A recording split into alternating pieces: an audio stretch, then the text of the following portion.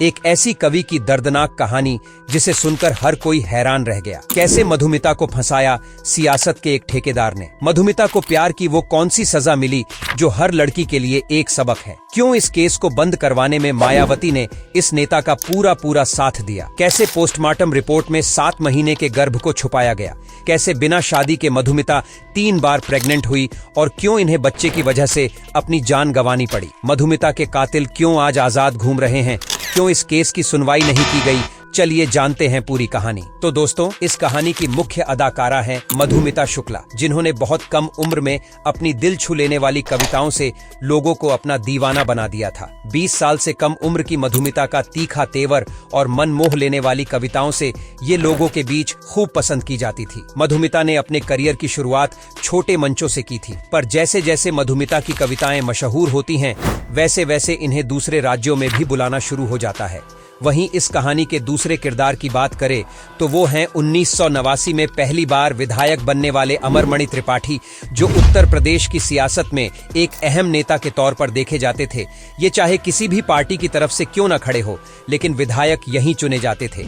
इस तरह अमरमणि और मधुमिता दोनों ही अपनी अपनी फील्ड के जाने माने चेहरे बन चुके थे। फिर आया साल 2000, जब मधुमिता को दिल्ली के एक कवि सम्मेलन में इनवाइट किया गया और यहाँ हजारों लोगों की भीड़ के सामने मधुमिता एक समझदार मंझे हुए कवि की तरह कविता सुनाती है और हर किसी का दिल जीत लेती है।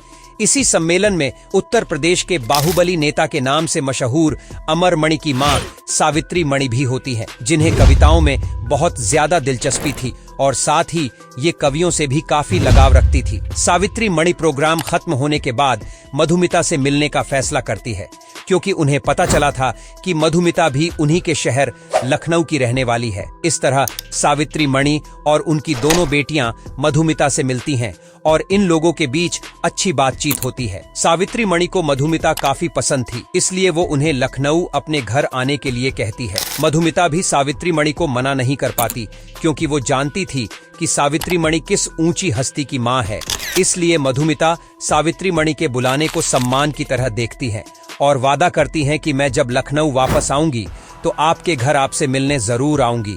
और इस तरह बातचीत के बाद सावित्री मणि अपनी बेटियों के साथ घर चली जाती हैं और कुछ समय बाद वादे के मुताबिक जब मधुमिता लखनऊ वापस आती हैं तो वो सावित्री मणि से मिलने जाती हैं और यहाँ सावित्री मणि और मधुमिता काफी टाइम तक एक दूसरे से बात करती हैं और ऐसे ही मधुमिता का आना जाना शुरू हो जाता है।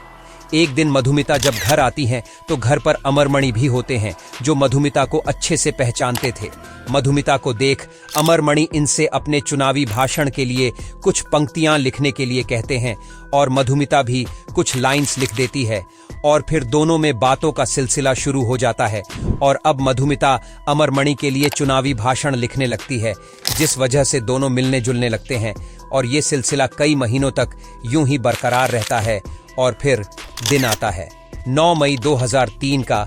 इस रोज लखनऊ के निशातगंज इलाके के पेपर मिल कॉलोनी के एक मकान में मधुमिता अपने नौकर के साथ रहती थी और इस शाम 2 लोग मधुमिता के दरवाजे पर दस्तक देते हैं और फिर अंदर आकर बैठ जाते हैं। नौकर इन लोगों के लिए चाय बनाने किचन में जाता है, लेकिन तभी गोली चलने की आवाज सुनाई देती है और नौकर बाहर आकर देखता है तो मधुमिता जमीन पर पड़ी आखिरी सांसें ले रही होती है और वो दोनों शख्स यहाँ से भाग चुके होते हैं। कुछ देर बाद मधुमिता का शरीर भी सांस लेना बंद कर देता है। ये देख नौकर जल्दी से मधुमिता की बहन निधि शुक्ला को घर बुलाता है। पास के पुलिस स्टेशन में जब ये खबर जाती है तो पुलिस को ये केस लूटपाट का लगता है, लेकिन जब पुलिस ऑफिसर्स घर आकर देखते हैं तो सामान सब जगह पर होता है। पुलिस को इस हत्या के पीछे कोई और वजह लगती है, इसलिए छानबीन का मामला मधुमिता के कमरे से शुरू होता है। यहाँ पुलिस के हाथ एक डायरी और एक मोबाइल लगता है। सामान जमा करके लाश को अगले दिन पोस्टमार्टम के लिए भेज दिया जाता है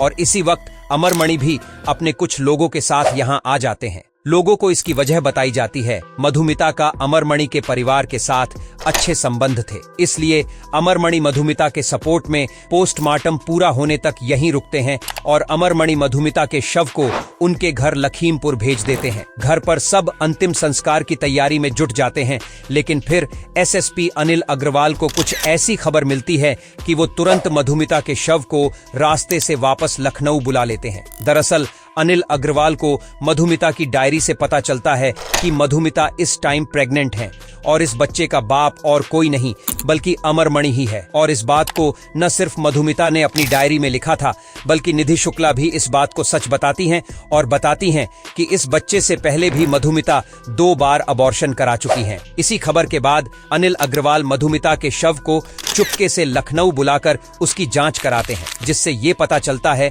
कि मधुमिता 7 महीने के गर्भ को अपने पेट में लिए हुए हैं, जबकि पोस्टमार्टम रिपोर्ट में इस बात को छुपाया गया और इसकी वजह थे अमरमणि, जिन्होंने पोस्टमार्टम रूम में जाकर दबाव बनाकर इस बात पर पर्दा डलवा दिया। लेकिन इस बच्चे के पिता का सटीक दावा करने के लिए अमरमणि का डीएनए सैंपल और इस बच्चे का डीएनए सैंपल मिलाया जाता है, जिससे इस बच्चे का पिता अमरमणि ही निकलता है और इस बात का सबूत अब कागजी तौर पर पुलिस के पास होता है। निधि ने पुलिस को बताया था कि अमरमणि ने मधुमिता के साथ इस बात पर शारीरिक संबंध बनाया था कि वो उससे शादी करेगा। इस तरह मधुमिता को 2 बार अबॉर्शन करवाना पड़ा। लेकिन जब मधुमिता तीसरी बार प्रेग्नेंट हुई तो उन्होंने अमरमणि के कहने पर अबॉर्शन नहीं करवाया, इसलिए अमरमणि ने मधुमिता का मर्डर करा दिया। ये पूरा बयान निधि शुक्ला ने दिया था। डीएनए रिपोर्ट आने के बाद इस केस को लखनऊ क्राइम के तत्कालीन एसपी राजेश पांडेय के हाथों में सौंप दिया जाता है। अभी ये जांच कर ही रहे थे कि इनका ट्रांसफर कर दिया जाता है और इसके पीछे हाथ बताया जाता है उस समय की मुख्यमंत्री मायावती का, जो अपनी पार्टी के मंत्री को बचाने की कोशिश करती है। इस मामले की जांच को सीआईडी तक पहुंचाने के लिए मायावती से कहा जाता है, लेकिन वो कोई गौर नहीं करती। पर जब ऊपर से प्रेशर पड़ता है तब ये केस सीआईडी के पास चला जाता है। सीआईडी के 2 अधिकारियों को भी जल्दी सस्पेंड कर दिया जाता है। इससे पूरा शक मायावती पर ही जाता है, लेकिन मायावती अपना बचाव करने के लिए अमरमणि को मंत्रिमंडल से निकाल देती है, लेकिन इस केस की जांच को ढीला रहने देती है। ये देख निधि शुक्ला तत्कालीन प्रधानमंत्री अटल बिहारी वाजपेयी से मदद की गुहार लगाती है। पीएमओ का दबाव आने के बाद मायावती इस केस की जांच 17 मई 2003 को सीबीआई को सौंपती है, जिसके बाद इस केस के पत्ते खुलना शुरू होते हैं और पता चलता है कि इस केस में अमरमणि ही नहीं बल्कि उनकी बीवी भी शामिल है। रिपोर्ट के मुताबिक पहले तो अमरमणि और मधुमिता सिर्फ काम के सिलसिले में मिलते हैं, लेकिन फिर दोनों का रिश्ता आगे बढ़ने लगता है। शादीशुदा और बच्चों का पिता होने के बाद भी अमरमणि अपनी से आधी उम्र की मधुमिता से शादी का वादा कर उसके साथ शारीरिक संबंध बनाता है और फिर 2 अबॉर्शन भी करवा देता है।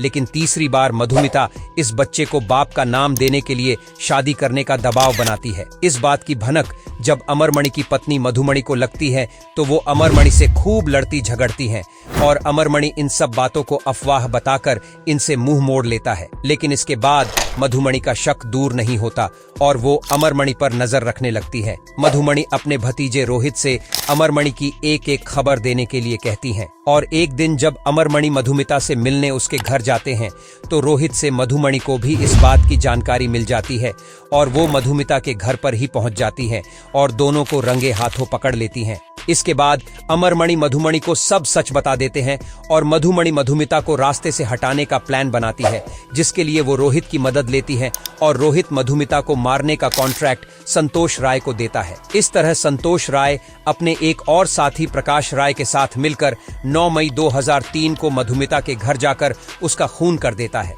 ये सब पता लगने के बाद 23 सितंबर 2003 को अमरमणि को अरेस्ट कर लिया जाता है। साथ ही इस खून से जुड़े सभी लोगों को कातिल करार दिया जाता है। अमरमणि को गिरफ्तारी के बाद हाई कोर्ट से 1 हफ्ते बाद बेल मिल जाती है।